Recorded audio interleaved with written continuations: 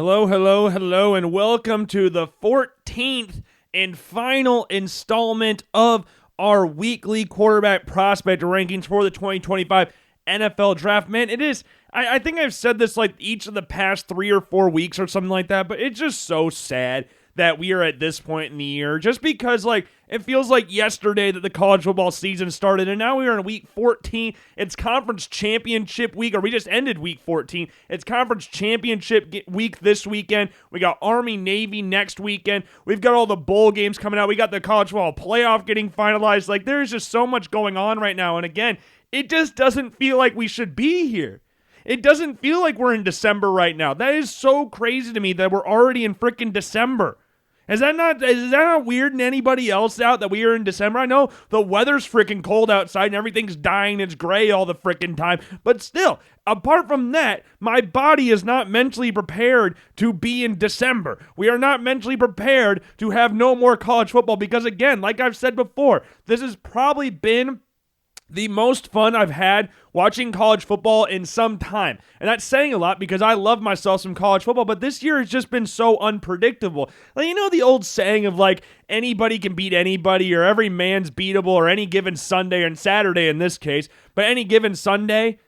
Like, you know all those old sayings? It's like, oh yeah, you live by those sayings. You're an underdog in a game, like, hey, any man could get beaten. We just got to go out there and be together and have fun with the process and stuff like that. But this year, it's actually been like that. I mean, we saw Vanderbilt beat Alabama for the first time since 1984. We saw freaking Alabama lose to a 6-6 Oklahoma Sooners team 24-3. We watched Iowa State and Indiana finish with 10 wins in the regular season for the first time in program history. We saw Colorado, a team that won one conference game a year ago, finish the regular season 9-3 and have the top 2 players, offensive and defensive player of the years in the conference, on their rosters. Like, this season has been batshit insane, and I am 100% here for it. And it only makes sense that we have a guy who plays 2 different positions on both sides of the ball as one Heisman finalist and a Heisman finalist from frickin' Boise State. I think that just perfectly encapsulates everything that has gone on this season, because in a normal year, we would not have somebody from Colorado playing wide receiver and corner, and we would not have a running back from Boise State being in the conversation for the Heisman Trophy. But really, those are the only 2 people we are realistically talking about for the award. And again, that perfectly encapsulates every single crazy thing that's gone on this year. And this quarterback class this year is no different. Like, I know we've talked about numerous times before about how this quarterback class compared to last year's is not really to that same level. Are we going to get 6 quarterbacks taken within the first 12 picks? No. Are we going to get 6 quarterbacks taken in the first round? No. Are we going to have 3 quarterbacks taken in the first round this year? I really have no idea. But what this class lacks in regards to overall, like, top tier guys, so I would say like Cam Ward and Shedeur Sanders are the top tier guys in this draft class, but it lacks in that kind of star power, I guess, where like we've had quarterbacks go the first 3 picks last year. And the top 2 guys that were the top 2 guys of the preseason were the top 2 or 2 of the top 3 guys at the end of the season, because Jayden Daniels was obviously in there as well. He was not in that conversation, but Drake May and Caleb Williams were in there. Like, this year may not have that, but we will have quarterbacks taken in a lot of rounds this year. This quarterback may not have that, but it's got depth. It does have a decent amount of depth this year. And what's crazy to think about is that there are some key players in this year's draft class that could just decide to go back to college next year. I'm looking at the likes of Jalen Milroe. I'm looking at Drew Aller. I think like Garrett Nussmeier could go back. Jackson Dart could go back. Like, there's quarterbacks that could potentially go back to college for this upcoming season rather than go to the NFL draft. And that would just completely shake up the entire draft process, not only for this year, but for next year's draft class as well. Because I believe next year's draft class, we're going to see Arch Manning in it. I could be wrong about that. I don't remember what year he is exactly. I don't know if he's a redshirt freshman or a freshman, or I don't know exactly. But I don't know. No, he's not a redshirt freshman. He was there last. Well, he might be. No, he was there last year. He was there regardless. 3 years out of high school. That's what we're all about here. Nico Iamaleava from Tennessee will be available in next year's draft class. Like, there's a lot of quarterbacks that will be available. A lot of good, talented quarterbacks will be available in next year's draft class as well. So adding the likes of Milroe and Aller and Nussmeier and Jackson Dart, that's if those guys decide to go off next year. But Still, it's just a crazy, crazy, crazy time, and people will start declaring more and more. I just saw Ollie Gordon, the running back from Oklahoma State, declare for the draft today. Shedeur Sanders did as much. He said he was going to the Shrine Bowl, I believe, a couple weeks ago, so hasn't actually said that he's going to the NFL draft, but when you're going to the Shrine Bowl and you're still in college, it kind of points to the fact that you're going to the NFL draft, and I can't blame him. I really can't blame him. He might very well be the first quarterback taken in this year's draft. Again, it's really between, at this point in time, for me, it is between Shedeur Sanders and Cam Ward for those top spots in regards to the quarterback position. The main teams you're looking at, those near the top order of the draft, are the Las Vegas Raiders and the New York Giants. And in a perfect world, I would say Shedeur Sanders goes to the Raiders, Cam Ward goes to the Giants. That's what my brain is telling me right now, but that may not be what happens at all. Something completely crazy could happen. We've seen players skyrocket in stock as we get closer and closer to the draft. We've seen players drop like a freaking rock leading up to the draft, and then all of a sudden draft day comes and they're back up at the top. Like CJ Stroud's a prime example of that. Leading up to the draft, it's like, man, his S2 cognition score or whatever is very low. He might drop a little bit in the draft. And then the draft rolls around, he goes as the second quarterback in the draft like many thought he would leading up to that. Will Levis was expected to be 4th overall pick by the Indianapolis Colts. He doesn't end up going to the second pick in the second round. Like, the NFL draft is not official until it's officially here, because everybody's lying, nobody's telling the truth, and everything is everything and just matters. It is just a crazy, crazy time, and right now is technically the low period, I guess you could say. But with the season ending, we are going to start ramping up into that NFL draft conversation, more and more NFL draft conversation. We'll have some mock drafts ready for you as well, so make sure you stay tuned for that. We got the blog post for the Week 14 rankings. You can check that out down in the description below. I'd greatly appreciate it if you did that. So, speaking of the blog post, let's just get right into it. We'll obviously start off with the honorable mentions section as well. Again, like we say every single time, it's just 5 players in alphabetical order by last name. So starting off with number 1 is Dillon Gabriel. 209 yards, 2 passing touchdowns with a rushing touchdown as well, and a 49-21 win against Washington. 24 touchdowns, 6 interceptions on the season, 7 rushing touchdowns. First team all Big Ten for the former Oklahoma and UCF quarterback. Just a very consistent year from Dillon Gabriel. Nothing insanely flashy, but effective. Effective. Like, you look at Oregon as a team this year, they're the only undefeated team in college football. In every single game, it feels like they're scoring around 35 to 40 points. The team that they're playing gets somewhere around 14 to 20 points a game, and they just go out and win games. We've talked about it 1,000 times before, that Oregon hasn't really needed to get out of first gear in a lot of the games they played this year, barring the game against Ohio State, and maybe you could throw in the Wisconsin game as well, but they haven't really kicked it into gear that much this season, which really says a lot about how good this team is if they decide to actually take the top off. Because you look at the offense, you got 2 speedsters at wide receiver and Stewart and Johnson. You got Jordan James at running back, obviously Dillon Gabriel at quarterback. You got one of the most dominating defensive lines in college football with a very solid secondary as well. Like, they're just a very complete team, an aggressive team with Dan Lanning as the head coach. I'm intrigued to see how they do against Penn State, and we'll obviously talk about Penn State's quarterback here in a little bit, but Dillon Gabriel comes in as the first honorable mention. Then Will Howard, 175, 1 touchdown, 2 picks, in a loss to Michigan. Out of all the years to lose to Michigan, this was not the year to do so. All the other years, acceptable. Right, we can all say that. They were acceptable years to lose to Michigan. Michigan was a very good football team. They're a very complete team. And in those games, Michigan just beat the crap out of Ohio State in the trenches. This year, Michigan is not a good football team. They are 6-5 with no quarterback. Like, they just fired their offensive coordinator like a couple days ago. Like, they're not a good football team. And Will Johnson, one of the best players in all of college football at corner, didn't even play this game. Donovan Edwards was very limited in this game as well. I think he had 4 carries or something. Davis Edwards pretty much was like, hey, I don't really want to win this game, so here's the ball, giving Jack Sawyer's first interception of his career. And Ohio State at home ranked second with the stars on both sides of the ball, whether you're looking at the running back room, the wide receivers, the defense, the edge rushers. Like, they had so many great players on this team, and you lost to Michigan for the 4th straight year at home to give Michigan their 7th win of the season.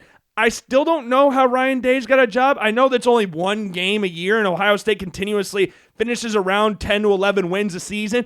But if you can't beat Michigan, like, you should beat everybody else on the schedule. You should beat Illinois. You should beat Indiana. You should beat Purdue. Like, I'm not too worried about that. You need to beat Michigan. That is something you need to do. You're building up a reputation of beating who you're supposed to beat and losing who you're supposed to lose to. Because a lot of people thought they'd beat Penn State. They did. People thought they'd lose to Oregon. They did. And then they go to Michigan. And this is a game where they're expected to win and they shit it down their legs. And now we're sitting here like, wow, what the hell is next for the Ohio State Buckeyes? I have no idea.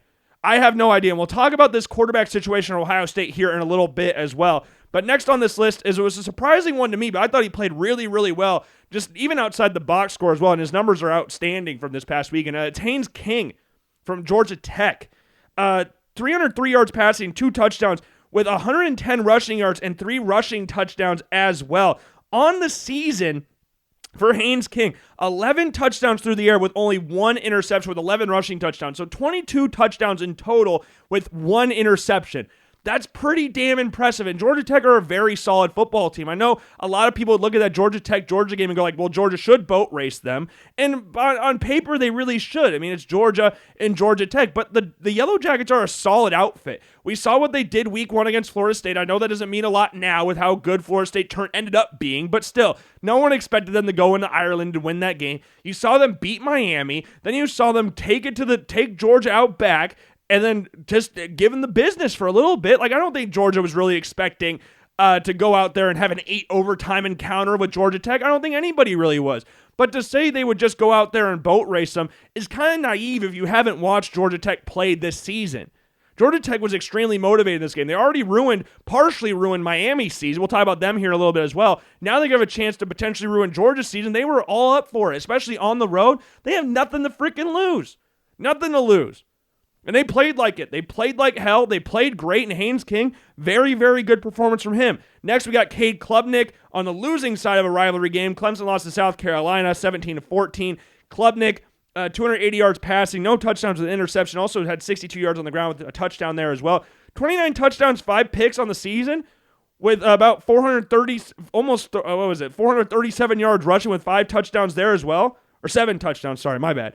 Like, he's had a solid year. He's a solid season. Like, there's not really a whole lot to say, especially about this game. I mean, he scored 14 points. One of them was a rushing touchdown. He threw an interception, no touchdown. It wasn't like the greatest performance of all time, but, you know, it's a fine performance. He's had a solid season, so we'll have to see how he does in the ACC Championship game against SMU. In a game that everybody thought would be the ACC Championship game this season. SMU, first year in the conference, and they go 11-1, and now we're seeing them face Clemson in the conference title. So we'll see how they do in that one. And the final one on here, if you've listened to this recently, it's kind of been the same throughout because I haven't really felt the need to really change anything around when it comes to the 10th spot versus this last honorable mention spot. I know. We haven't changed. There's been a new face. And when I say new face, there's not been a person that was not previously in the top 10 that was now entering the top 10 since week 8. That was the last time we had a new face in the top 10 of these rankings, and that was Curtis Rourke, who came into the week 8 as the 9th best quarterback in this draft class, per my own personal opinion, of course. So it's been kind of the same at that last little spot. Number 10 was the most fluctuating spot so far this season. At least that's what it felt like, where it was like Riley Leonard was playing good, but he wasn't playing like lights out or anything. The numbers were there. Like, he wasn't turning the ball over. He was having good rushing numbers. Notre Dame was beating the piss out of everybody they played. Like, he was doing well. He was doing really well. He was being smart with the ball as well. But this week we made a change. Riley Leonard is now in the honorable mention section. 155 through the air, 2 touchdowns, an interception, with also a rushing touchdown and 50 yards on the ground, and a 49-35 win against USC. Jaden Maeva, I believe, 2 pick sixes in this game. Riley Leonard on the season, 2,000 yards, 16 touchdowns, 5 picks, with 721 yards on the ground and 14 touchdowns, in there as well. Like, Riley Leonard, since transferring over to Duke, like the early portion of the season, you look at that game against Texas A&M, and then you look at the next week against Northern Illinois, which I would have kind of forgot about if I didn't see people reminding everybody about it on Twitter every freaking day, every time the College Football Playoff Committee released their new top 5 or new top 10 or whatever. But ever since those 2 games, he's been playing ridiculously well. And, like, his last season at Duke, you saw moments in there, but it wasn't fully clicking. The run game was always there, but the pass game still didn't develop from the previous season when he had like 20 passing touchdowns and 5 picks or something like that. Like, he looked really good. I believe it was a sophomore season at Duke or junior year at Duke. And then you've got that next season at Duke where he just battled a shit ton of injuries. He had the great game week 1 against Clemson where he ran all over them, but the passing numbers weren't really there. This year we saw him take that step as a passer, and I don't know if he can technically come back. I don't know if he's got any redshirt availability or anything, if he can come back or not, because I didn't know Cade McNamara had another year of eligibility left, and then he entered the transfer portal, his 7th year of college football. So, hey, anybody in my books can come back to play college football. And Riley Leonard, I wouldn't be shocked if he did that with another year at Notre Dame.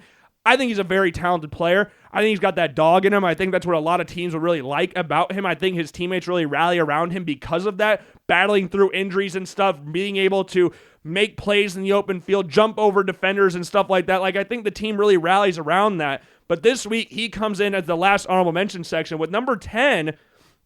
I did not think he'd be here earlier in the season, but number 10 is Kyle McCord.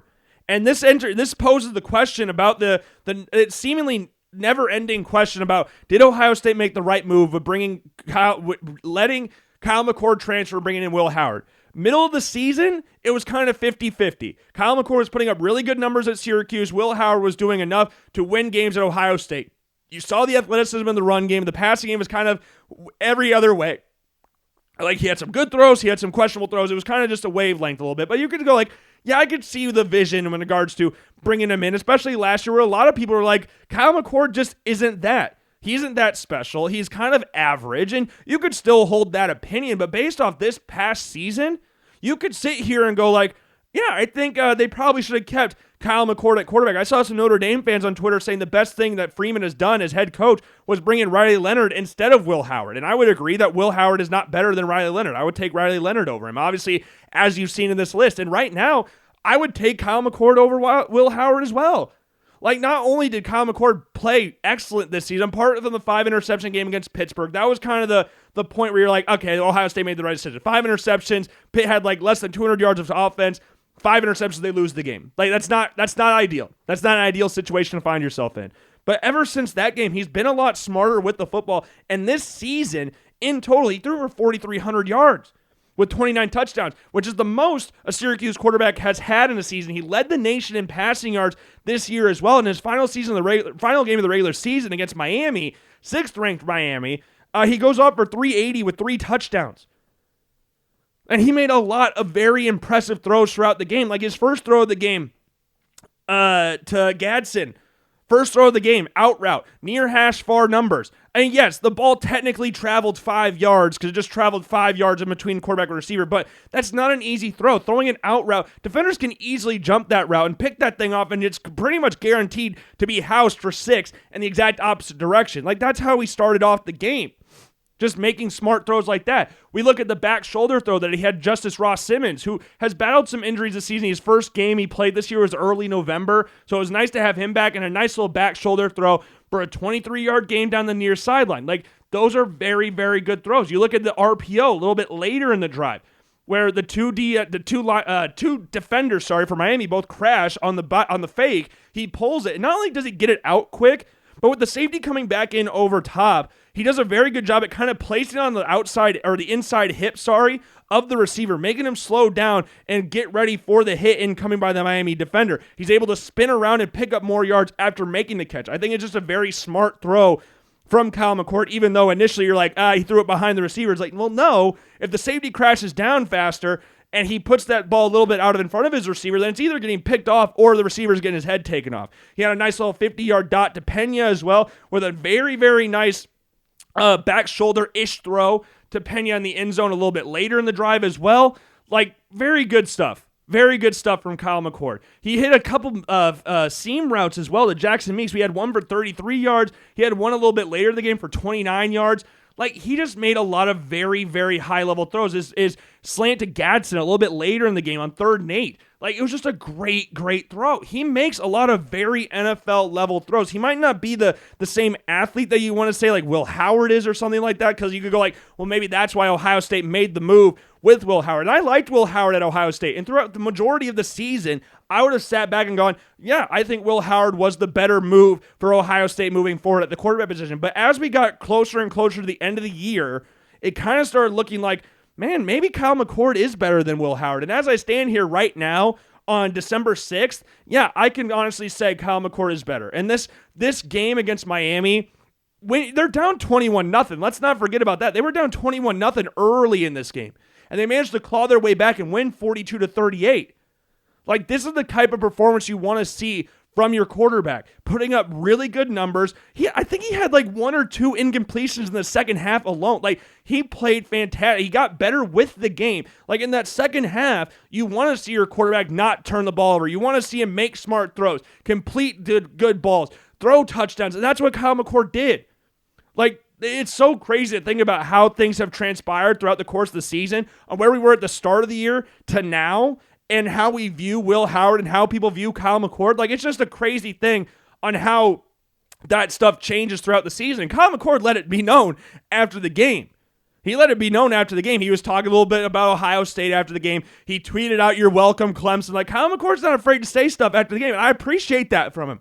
I do appreciate from him. So he comes in at number 10. Great game against Miami. Great game against Miami. I'm happy that he's at number 10 because he was my quarterback in my NCAA sim. I did bench him though, but but he was my first starting quarterback when I got the job at Syracuse. But I think he's a very solid quarterback, and I think he's worthy of coming in at number 10. The next on this list is number 9. I kind of teeter-tottered back and forth with number 8 and number 9, which I have done for some time now. And it's number 9 is Jackson Dart, number 8 is Curtis Rourke. And you're sitting back and you're like, well, neither one of these guys played good teams. They were both at home. Mississippi State's 2-10 now. Purdue's 1-11. Like, Purdue's 1 win came against Indiana State, and Mississippi State's 2 wins, I think, came against Eastern Kentucky and Massachusetts. So we're not really working with a whole lot in regards to natural talent from these two teams. But the game that was more interesting is obviously the Egg Bowl between Mississippi State and Ole Miss, because that game seems to have something wrong with it every single freaking year.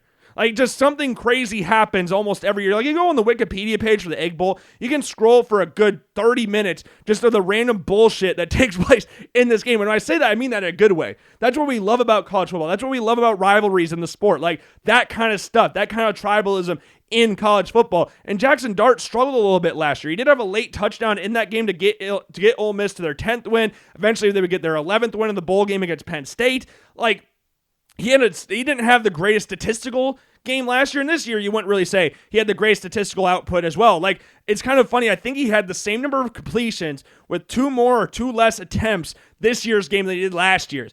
But he had more yards this year. In the game, he had 143 yards. He also had a touchdown there, no picks, with 77 yards on the ground. Made a lot of really smart plays running the ball. He did get his legs kicked out from underneath him along the sideline earlier in the game. But his touchdown to Prieskorn, he kind of just lobbed it up towards him. But when you see your 6'6" tight end, 6'6", 255 tight end on a 5'11", 190-pound corner on 3rd and 5 from your own 19-yard line, sometimes you can afford to throw it up. I wouldn't recommend doing that. I know we love to say let your playmakers make plays and stuff like that, but I would not 100% recommend doing that on a consistent basis. But when you have a 7-inch height advantage and about 70-pound weight advantage, yeah, you can kind of afford to just lob it up towards him and say, hey, go get it. Especially when you have 2 Bulldog defenders right in your face right as you let the ball go. So yeah, it might not be the smartest decision to do all the time, but in those types of situations, yeah, go ahead. Go off. Like, you're not hurting my feelings by doing that. But Jackson Dart continues to make really smart throws throughout the course of the game. Like, where's the first? We got the throw to Prieskorn earlier in the game.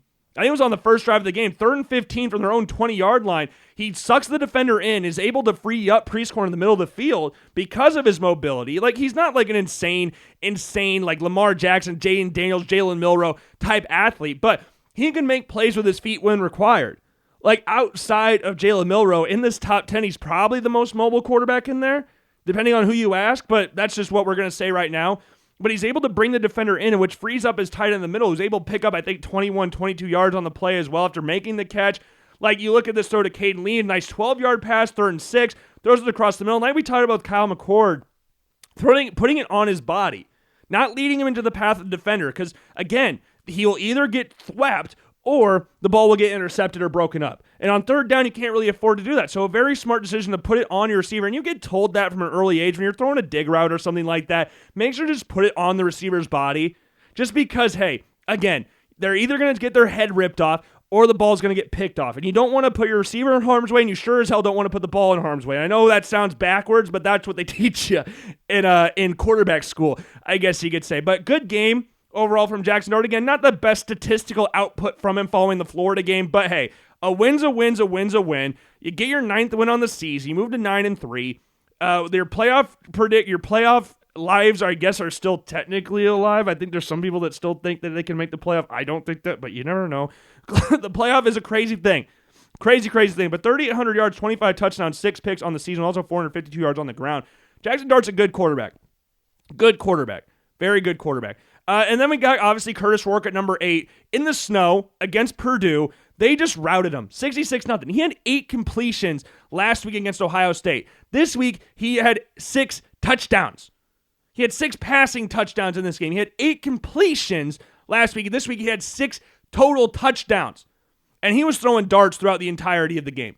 He was throwing absolute darts the entire time. You look at his throw to Elijah Surratt for the 84-yard touchdown. He's able to half roll out to his left, throw it on the run, and lead his receiver beautifully down the field with a defender in his face as well.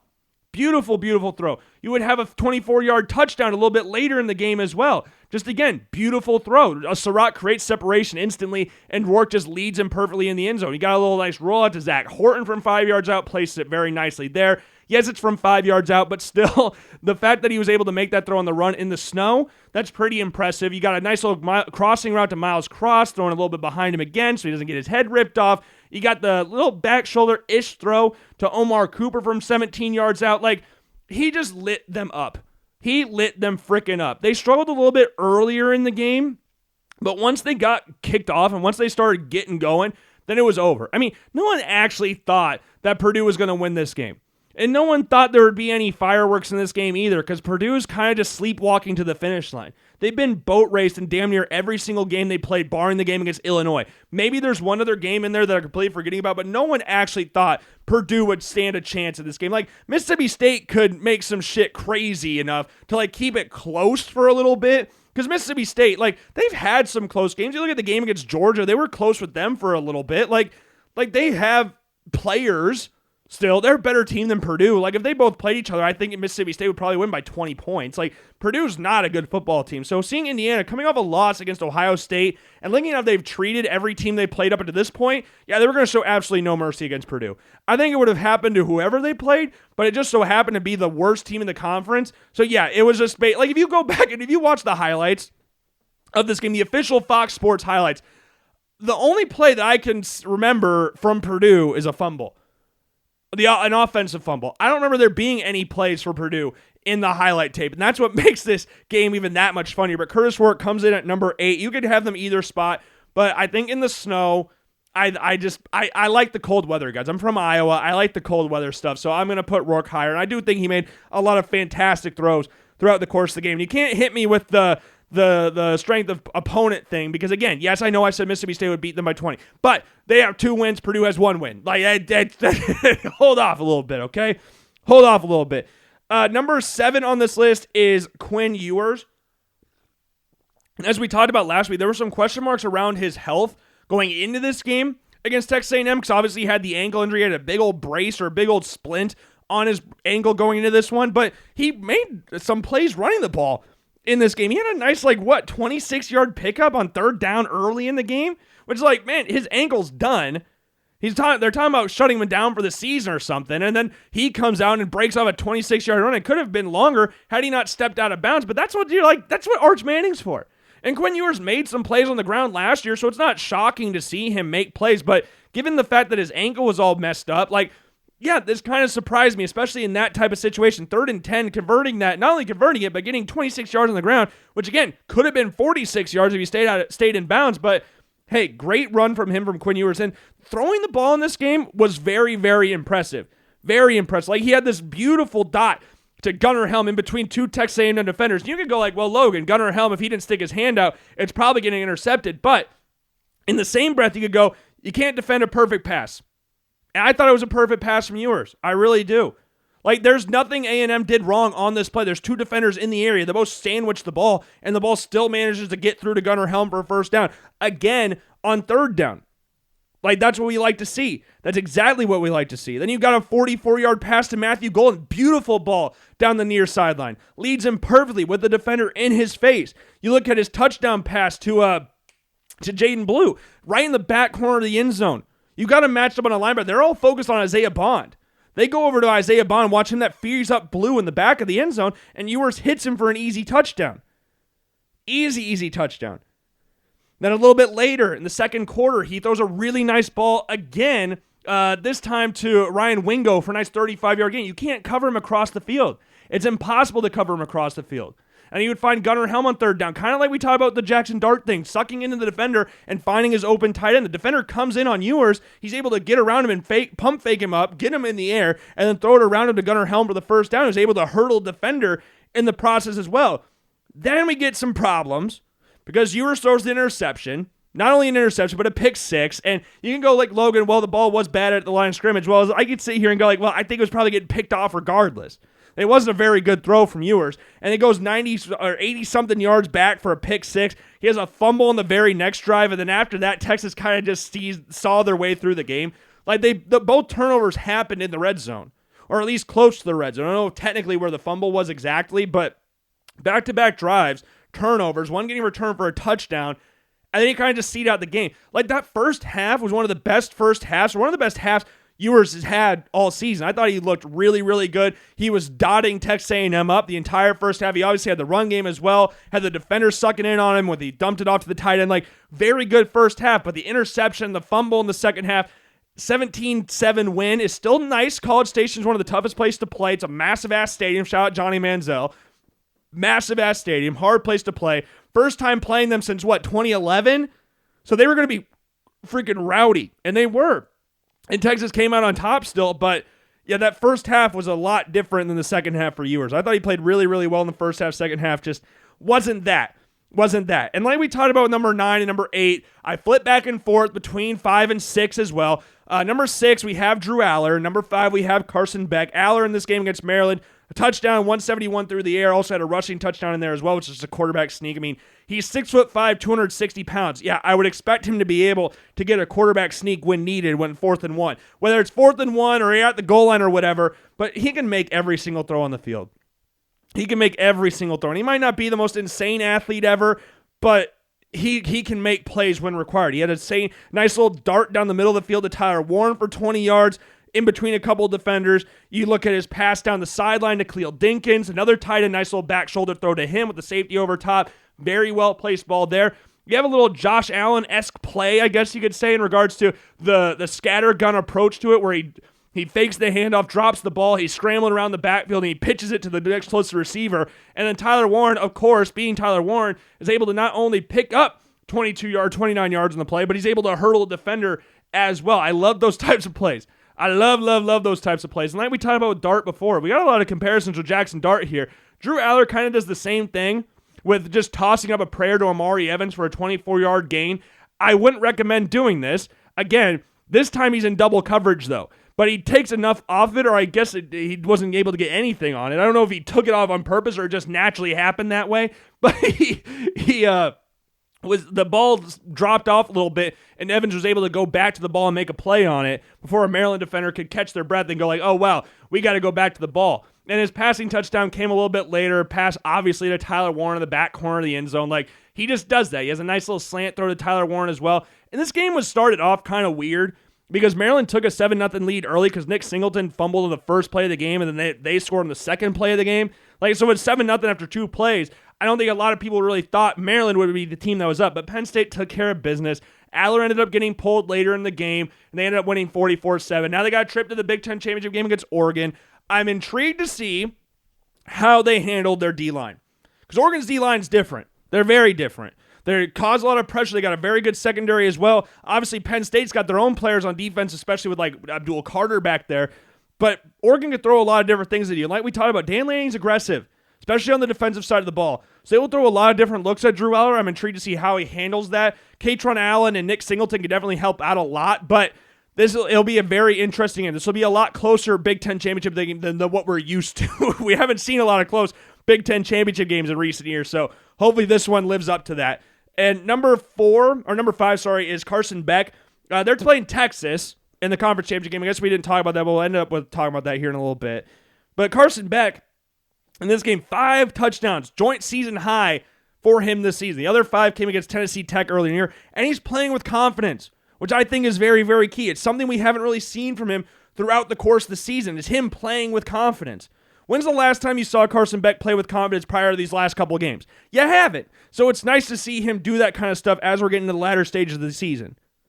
And like we've talked about numerous times before, like confidence is key when it comes to the quarterback position. It is the most important thing out there. Yes, you can have a rocket arm. Yes, you can be the most mobile quarterback out there. But if you don't have any confidence in yourself, you're not going to be able to utilize those tools. And throughout the course of the season, we have seen Carson Beck kind of struggle utilizing those said tools. But these past few games, I think he has like 11 passing touchdowns and no turnovers, which I think is massive. You look at games like against Texas, you look at games against Alabama, you look at games against Florida, where he struggled turning the ball over. In these past few games, he has bucked the turnover trend. So I'm happy that he's starting to get back on the form. He's got 3,400 yards, 28 touchdowns, 12 picks on the season. Made very confident throws throughout the course of the game. You look at his throw to Dylan Bell for 15 yards on 3rd and 4, hitting it in between a couple Georgia Tech defenders. We like seeing that. You hit Lawson Lucky up the seam for 17 yards. You look at his passing touchdown a little bit later, Dominic Levitt. Like, it's a perfect throw. His passing touchdown to Levitt over the defender, in between a couple others, like, it's just a very, very good throw. Like, you can't beat it. It's just lobbed. It's got enough weight on it to get it over to the defender while also throwing it right to where Lovett is as well. Like, you can't really ask for more. And then he's able to pick up 10 yards on the ground as well on 3rd and 9, like in a crucial 3rd and 9 spot with less than a minute and a half to go in the game, down 7, and your quarterback steps up and makes a play like that. Like, he started running when he's at the 23-yard line. Like, so it's not just a 10-yard run. No, he picked up damn near 20 yards on the play. And Carson Beck is not known necessarily for his mobility. You look at his throw a little bit later to London Humphreys for 14 yards. Nice little touchdown to him for 14 yards out. Pump fake gets the defender down, and he throws the ball behind London Humphreys or makes him come back to it. With the safety over top again, it's important to put that ball a little bit in front so you don't lead him into the path of the defender or lead him upfield, and the defender will bounce that easily. You look at how that play was set up. He's probably turning it the other way for 6 if he's able to get his hands on it. But again, he threw it a little bit behind, took a little bit off it, made the Humphreys come back to it. He was able to not only make the defender miss, but get in the end zone as well. And then a little bit later in overtime, I think this was in overtime, first play of one of the overtime periods hits Cash Jones on a wheel route for a 25-yard touchdown. Safety gets caught in 2 minds, whether to rush Carson Beck or stay with Jones. He goes with Beck, and that frees up Jones in the secondary for an easy touchdown. Like, again, Beck playing with confidence is key. In this game against Texas, I'm going to be intrigued to see because this game, both quarterbacks did not play great.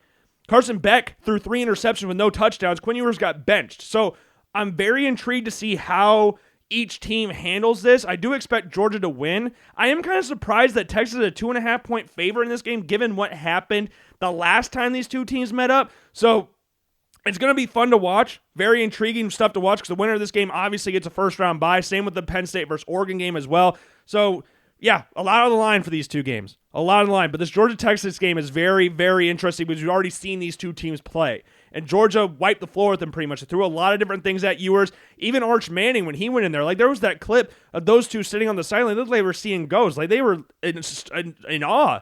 They were blue. Like they were not in a good spot at that point in the game. So I'm intrigued to see how they handled that or how Ewers handles that in particular, if he's able to stay in the entire game this time, and how Beck, if he continues to keep off the turnover bug. Like that's what I want to see from him.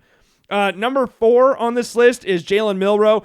256 yards passing, didn't have a touchdown, it had an interception, but he also had 3 rushing touchdowns and 104 yards on the ground. Milroe is the most electrifying quarterback in this class. Like when he hits the corner, he's freaking gone.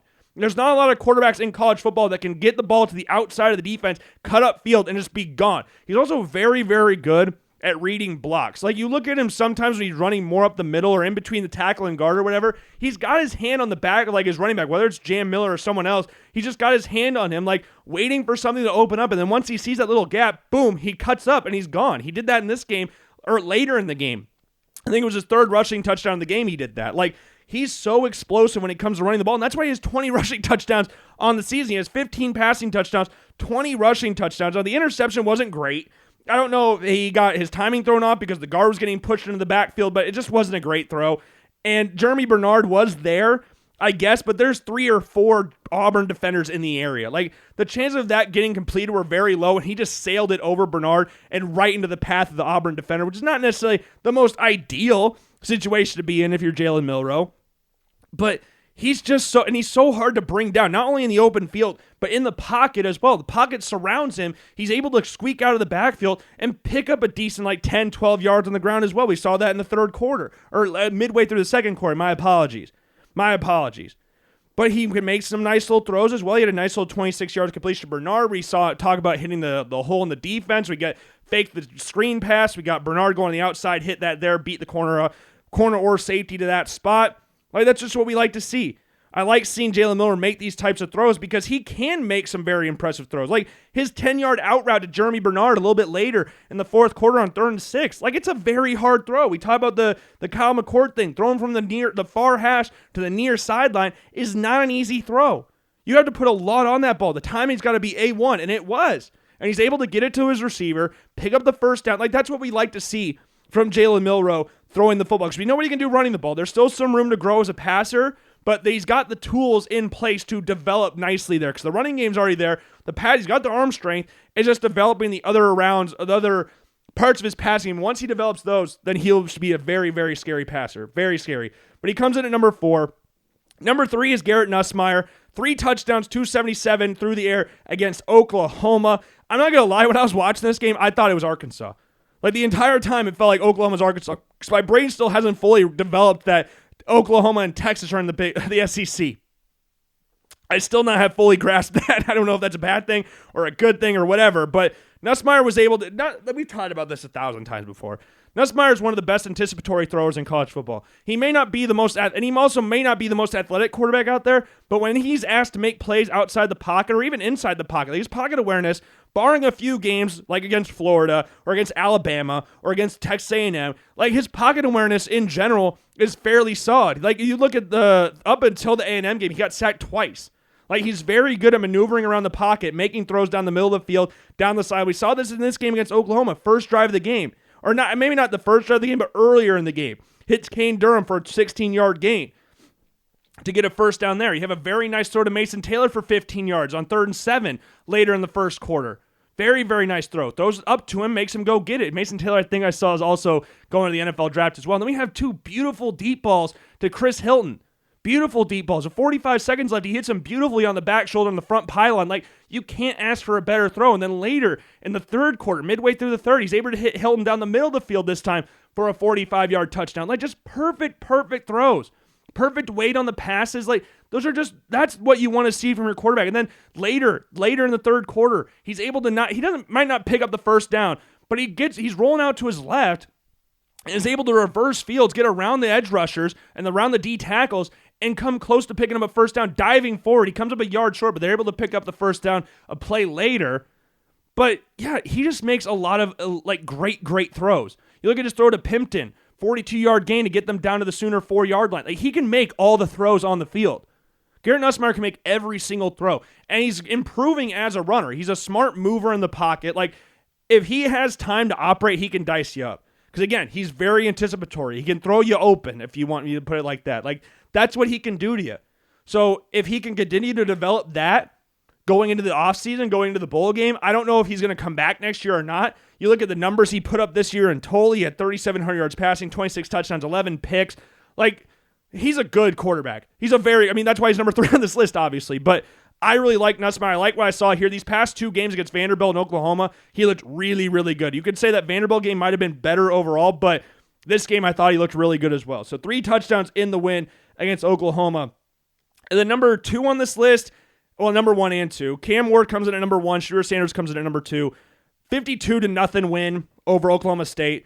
0-9 in conference play the Cowboys are this year. It's the worst they've been since Mike Gundy's the worst they've ever been, but the worst they've been since his first year. They went 1-7, I believe, in conference play. But Shedeur Sanders, yeah, easy game. Just an easy overall game. There's not really a whole lot to talk about in this game.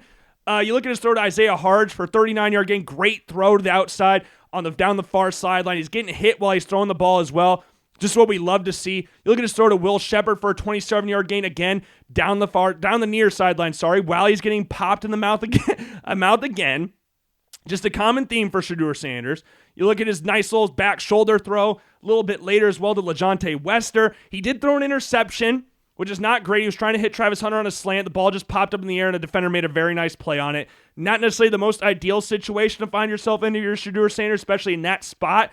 But hey, 5 touchdowns in the win. He threw a very nice ball to Travis Hunter while rolling out to his right as well. Like, Shedeur Sanders can make every throw on the field. Like, he had a fantastic game, as we all expected. I mean, like we talked about with Curtis Rourke before, playing a bad team coming off a loss, yeah, they're going to be extremely motivated. 5 touchdowns, 438 yards through the air in a 52-0 win.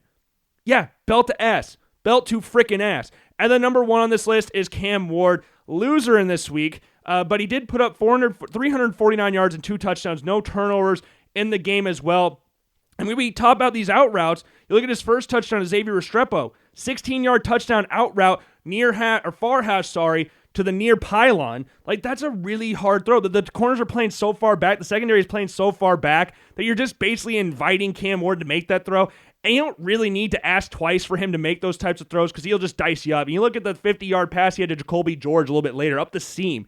Like, just a very, very accurate throw. The slot receiver in Restrepo sucks in the first defender, which opens up a gap for Jacoby George, and Ward hits him perfectly to get him down 50 yards down the field.